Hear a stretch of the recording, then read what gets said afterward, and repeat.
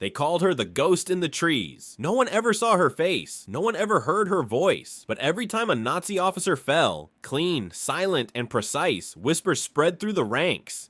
She's here. She moved like smoke, struck like lightning, and vanished before dawn. A black woman, they fighting in a war that didn't even see her as equal, who became the most feared sniper behind enemy lines. Her name wasn't in the history books. Her medals were never pinned. But her impact? It echoed louder than the gunshots she fired. Because she wasn't fighting for fame. She was fighting for freedom. For every soul crushed under boots of hate. This is the untold story of a forgotten warrior. The black sniper who hunted Nazi officers in the shadows and became their worst nightmare. Long before the world called her the ghost in the trees, she was just a young girl named Evelyn Carter, born in the deep south of America where the soil was rich, but the air was heavy with hate. She grew up on a small farm surrounded by endless fields of cotton. Her parents were sharecroppers, hard-working, kind people who believed that freedom was something worth holding on to, even if the world kept trying to take it away. Evelyn's father used to say, "You don't need to be the loudest to be the strongest. Sometimes strength hides in silence and strikes when it must." That silence became her weapon. She learned to shoot by watching her father protect their land from wolves and thieves. Her first rifle wasn't new. It was old, heavy, and patched with tape. But in her small hands, it became an extension of her will. Tin cans on a fence post turned into her battlefield. Every shot she took whispered a quiet promise. One day, she'd fight back. But life in the South was cruel. Evelyn watched her family face violence simply for the color of their skin. She lost her brother one summer night to a mob that called themselves patriots. That night changed her forever. From then on, she didn't cry. She trained, she aimed, and she waited. Then the world went to war. Europe was burning, and Hitler's armies marched across nations. When America joined the fight, Evelyn saw her chance. But for women like her, there were no open doors, no invitations to fight. Black women were told to serve, to clean, to cook, never to carry a rifle. Still, she enlisted. They put her in a segregated unit as a nurse's aide, a job meant for quiet hands, not sharp eyes. But her commanders noticed something. During firing drills, her aim was unnervingly perfect. One bullet, one target every time. That's when a man from Army intelligence approached her. He didn't say his name. He just asked, "Do you believe in ghosts?" 3 weeks later, she vanished from her camp. No records, no transfer papers. Officially, Evelyn Carter no longer existed. But somewhere in the forests of occupied France, a ghost was about to be born. Night fell over northern France like a black curtain. The air was cold. The forest whispered. And somewhere beneath that darkness, a parachute drifted down silently, carrying Evelyn Carter, the woman the world had forgotten. When she hit the ground, she wasn't a nurse anymore. She wasn't a soldier in uniform. She was a shadow, part of a small, secret allied operation that trained spies, saboteurs, and snipers. Her orders were simple: disrupt Nazi operations, eliminate key officers, and survive. The French resistance gave her a nickname, La Fantôme Noire, the Black Ghost. At first, they didn't believe she could do what the rumors claimed. But one cold evening outside Rouen,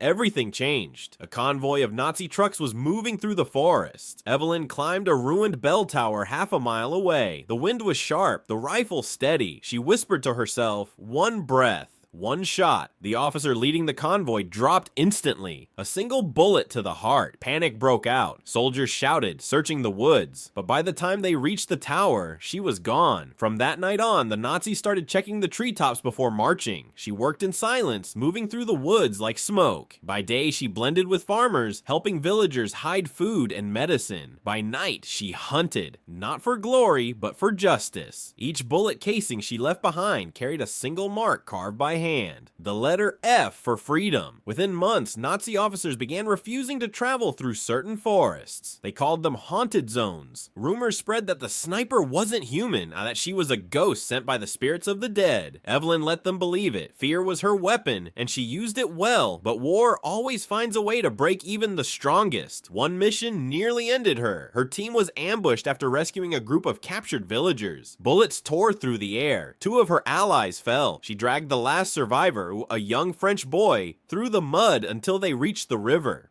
They hid under a fallen tree for hours as dogs barked and flashlights swept the water. The boy whispered, "Why do you fight for us?" Evelyn didn't answer. She just looked at him, and the answer was in her eyes. Because injustice anywhere is the same monster. When dawn came, she was gone again. Weeks turned into months. Each night, another Nazi officer didn't wake up. Each dawn, Evelyn melted back into the fog. Her legend spread beyond France. British intelligence intercepted Nazi radio chatter filled with fear. Reports of a woman sniper, possibly American, possibly supernatural. To her allies, she was hope. To her enemies, she was death in the dark. But deep down, Evelyn knew legends don't last forever. The more famous she became, the more dangerous her missions grew, and the closer she came to her greatest challenge, one that would test every ounce of patience, pain, and purpose she had left. They called her the ghost in the trees, but behind that legend was still a woman. Tired, hungry, heartbroken, who just wanted the killing to stop. She wasn't fighting to be remembered. She was fighting so others could live to forget. By 1944, the legend of La Fantôme Noire had spread across occupied France. To the Nazis, she was a curse whispered over campfires. To the resistance, she was proof that justice still breathed in the shadows. No one knew where she came from. No one knew her name, but everyone knew her work. Precise, silent, and untraceable. Evelyn moved from town to town, never sleeping in the same place twice. She carried a worn photograph of her parents in her coat pocket, the only piece of home she had left. Every time she loaded a bullet, she thought of them, of her brother, and of every person whose name history had erased. Her missions grew more daring. She wasn't just taking out patrols anymore. She was dismantling the system, targeting railway officers, communication hubs, Gestapo agents. In one mission, she and a small team ambushed a Nazi convoy transporting documents about prisoner movements. She took position on a hillside, her rifle perfectly aligned with the road below. The first shot shattered the lead driver's windshield. The second, silence. Within minutes, her team raided the trucks, rescuing a dozen prisoners bound for concentration camps. As they fled into the forest, one man, a British agent, turned to her and said, "You just saved lives you'll never meet." She simply replied, "That's the point." Her growing success terrified the German command. Nazi propaganda officers issued false reports claiming the sniper had been captured, executed, or was merely an Allied invention, but every time they tried to bury her story, another officer fell. In Berlin, they posted wanted flyers. A woman in shadow, armed, dangerous. A reward was offered, 100,000 Reichmarks. Yet no one dared to claim it. The soldiers said, "You can't catch a ghost." Within the French resistance, she became something even greater. Young fighters carried tiny hand-drawn sketches of her rifle for luck. Women whispered her name when German soldiers marched past, a quiet symbol of defiance. Some said they saw her moving across rooftops during air raids. Others swore she had eyes that could see through fog. Evelyn didn't correct them. She let the myth grow, because fear could win battles before bullets were fired. But war was changing. The Allies were advancing. D-Day had begun. The forests that once protected her were now filled with explosions and chaos. During one retreat, Evelyn's small camp was discovered by a Nazi patrol. A gunfight broke out under the full moon. Bullets tore through tents and maps. Evelyn fought like a ghost reborn. Every shot deliberate, calm, merciless. When it was over, only she remained standing. Her arm was bleeding, her rifle cracked, but she didn't stop. She gathered what was left of her ammunition and kept moving toward the next village, leaving only ashes behind. That night, she wrote in her journal, the only words she ever left behind: "If I die, let it not be as a soldier forgotten, but as a woman who did not stay silent." She folded the page, hid it beneath a tree root, and kept walking. Some say that journal was later found by French farmers after the war. Others say it never existed. But those words, real or not, became the heart of her legend. By now, the Allies had heard of her too. A British commander radioed, "Whoever this woman is, she's doing the work of an entire platoon." But Evelyn didn't seek medals or recognition. She only wanted one thing: to finish what she started. And that meant facing the man responsible for hundreds of civilian deaths, an SS colonel known as Karl Reinhardt. She had watched his troops burn villages, execute families, and laugh about it. She had memorized his face, his uniform, his arrogance. And when the order finally came through to eliminate him, Evelyn didn't hesitate. The final hunt was about to begin, and the ghost who had haunted the Nazis would now hunt their most ruthless commander, alone. Winter, 1944. France was still bleeding, villages burned, families scattered, but the tide of war was turning, and somewhere in the Ardennes forest, Evelyn Carter, the ghost in the trees, prepared for her final mission. Her target, SS Colonel Karl Reinhardt, a man known for his cruelty. He had overseen mass executions, burned down entire towns, and ordered the deaths of resistance members, including some of Evelyn's closest allies. She studied him for weeks, his routes, his guards, his routines. Every night she lay hidden beneath the snow, her breath slow, her rifle cold against her cheek. Every morning she watched him walk out of his headquarters with the same confidence, a monster who thought himself untouchable, but that arrogance would soon become his grave. On the 7th day, the sky was gray and the forest silent. Reinhardt was scheduled to meet a German convoy near an abandoned farmhouse. Evelyn took position half a kilometer away on a ridge covered in pine. The temperature was below freezing, but she didn't move. She had already been there for 48 hours. No food, no water, no fire, only patience. Through her scope, she could see him, tall, smug, wearing a long black coat. He lit a cigarette, laughed, and reached for his gloves. Evelyn whispered to herself, "For my brother, for my people." For every voice they silenced one breath, one shot. The rifle cracked, a sound swallowed by the wind. Reinhardt's body jerked back, the cigarette falling from his lips. Before his guards even turned their heads, he was already on the ground. Evelyn had vanished. The Nazis scoured the forest for days, searching for the sniper. They found only footprints leading to a frozen river. And then nothing. No body, no rifle, no trace. Only a single bullet casing buried in the snow engraved with the letter FF for freedom. When the war ended months later, Allied forces heard the stories. A sniper who had eliminated high-ranking Nazis with surgical precision. A woman who spoke little but changed everything. Some claimed she was killed in action. Others swore they met her years later, living quietly in New York under a different name. A few whispered that she joined civil rights movements in the 1950s, teaching others how to fight injustice in a new kind of war. No one ever confirmed what became of Evelyn Carter, but one thing was certain: her legend lived on. They said she was a myth, but the Nazis built entire patrol routes to avoid her. They said she was a ghost, but the freedom she fought for was as real as the dawn she never stopped chasing. And though history never carved her name in stone, the echoes of her courage still move through time. A reminder that even in humanity's darkest hour, light can wear any face, and justice can pull any trigger. History forgot her name. Textbooks never mentioned her. No medals were pinned to her chest. No monuments were built in her honor. But in the silence between gunfire and freedom, her story lived. Whispered in the forests she once walked. Carried in the hearts of those she saved without ever meeting. Evelyn Carter wasn't just a sniper. She was a statement. A black woman who fought in a war that didn't see her as equal, yet became the nightmare of the very army built on hate. She proved something the world needed to remember: that bravery has no color, that justice doesn't wear a uniform, and that sometimes the loudest voice in history is the one that speaks through silence and action. Her fight didn't end when the gun fell silent. It continued in every person who refuses to let hate define them, in every story that gives voice to those erased by history's bias, in every act of courage that begins in the dark and ends in the light. So the next time someone says one person can't make a difference, remember the ghost in the trees. She was one woman, but her echo still shakes the ground of every tyrant who ever believed oppression could last forever.